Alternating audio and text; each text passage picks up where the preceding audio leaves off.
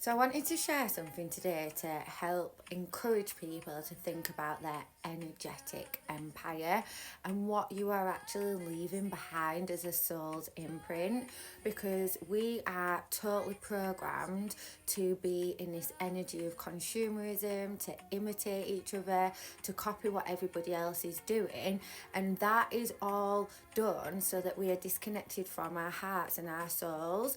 But everybody has got a different soul plan. So I really want to encourage you to think about what you are leaving behind on an energetic level and what your personal journey is here to complete and share. So a lot of people who are into tarot will have seen this. It's like the original tarot deck, and it's one of the like OGs of decks that you can get, and the artist for that is Pamela.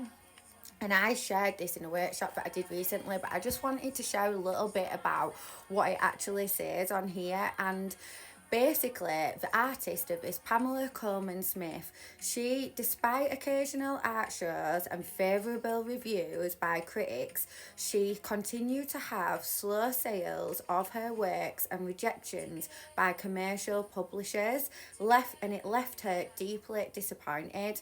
Smith never married. She had no known heirs except for an elderly female companion who shared her flat, and she died on the 18th of September 1951, penniless and obscure, and much of her work has never been found. Now, Pamela Smith would be all but forgotten except for the 78 tarot paintings known as the Rider-Waite Tarot Pack, and she would be astonished and gladdened to know that today the deck touches the hearts and emotions of millions of people. Now, this artwork that she has done is like one of the most famous things that exist in the conscious and spiritual world, and she doesn't even know about it. But the story thickens as she did these pieces of work as an act of channeling from the divine. She used to get into creative mode and channel just like these beautiful messages that she was receiving and put them into artwork, and that's how this was created.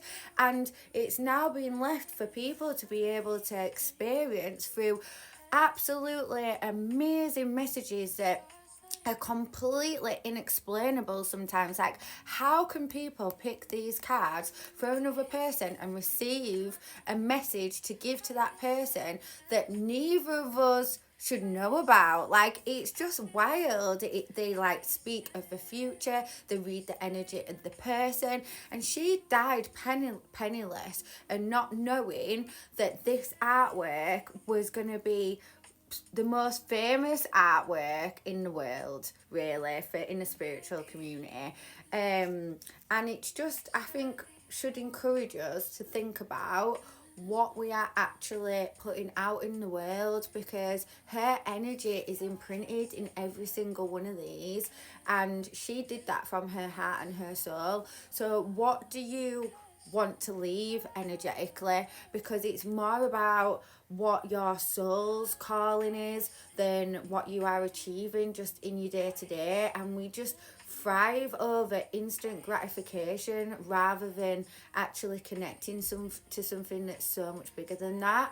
There's a carpenter as well that basically he used to leave little mice on all of the furnishings that he would create, and now you know what is a creation of his, because he used to leave these little carvings on the benches that he would create so that everyone would know that it was from him. And years later, people will still recognize what carpentry he has created through that. So I just wanted to encourage you to think about what energy you want to leave behind and what is the bigger purpose of your creation, because there's so much more to it than just this life that you're existing, and how is it impacting other people on a greater scale.